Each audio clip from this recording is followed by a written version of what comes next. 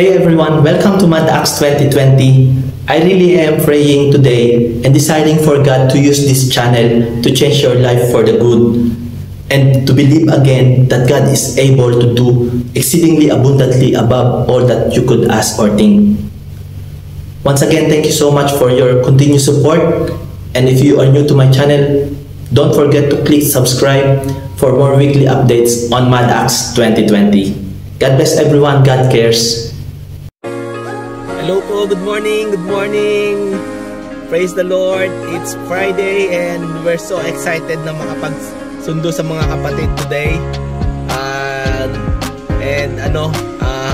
Para magawa natin yung ating ministry, we have to mag-ready and we see to it na before na mag-preach ang pastor, kumanta mga awit, ay nadala na natin ang mga kapatid dito sa simbahan. So this is a transport ministry po, and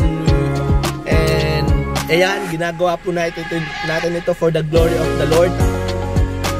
And nawa po ito po ay makapag-encourage sa inyo na sa ganitong klase ng content ay mabigyan po kayo ng spiritual feeding kahit papaano po. And I know na yes, I know that we have a lot of nararanasan sa buhay, but one thing for sure po na when we hold on to the promise of the Lord, that number one, God will renew your strength, and number two, He will restore your joy. So let's keep our hopes up, mga ka-Mad Acts. Sa mga nanonood, whatever situation you may be in a struggle or joy, be encouraged that God has you in the palm of His hand. Ayan, so let's go! Samahan po ninyo ako magsundo.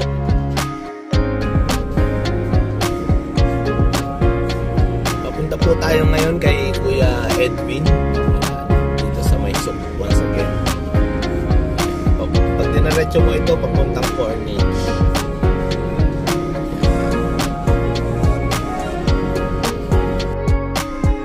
Si Kuya Edwin, ayan o. Ayan na, si Kuya Edwin natin. Nauna natin na sundo. Praise God. Good morning. Ayos.